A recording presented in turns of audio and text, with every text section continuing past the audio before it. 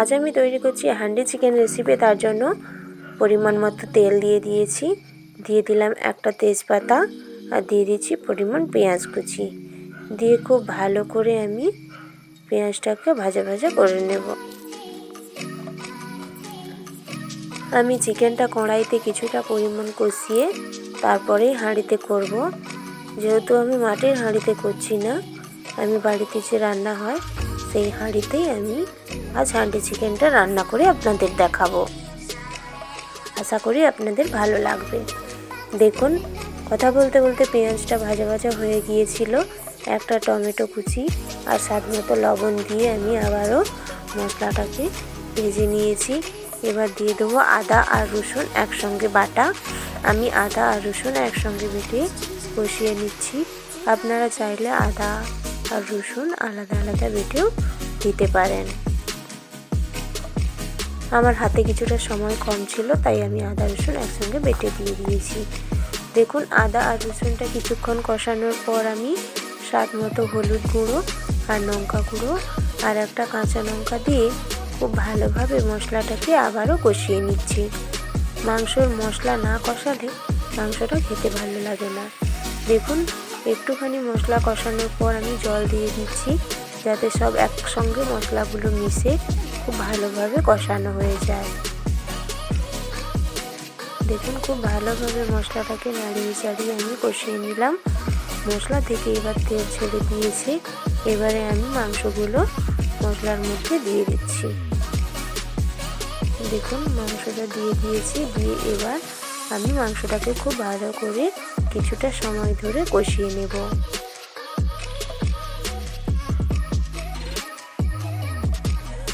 দেখুন, কিছুক্ষণ কষানোর পর আমি দিয়ে দিচ্ছি পরিমাণ মতো লবণ। আমি মশলা কষানোর সময় লবণ দিচ্ছি না, তাই এখন দিয়ে আমি ভালো করে কষিয়ে নিচ্ছি মাংসটাকে।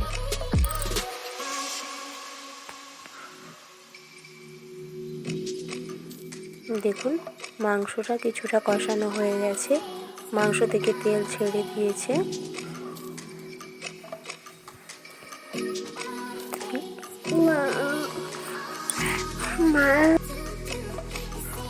দেখুন, কড়াইতে যেটুকু করার আমার হয়ে গেছে। এবার আমি হাঁড়ির মধ্যে মাংসটাকে দিয়ে দিচ্ছি।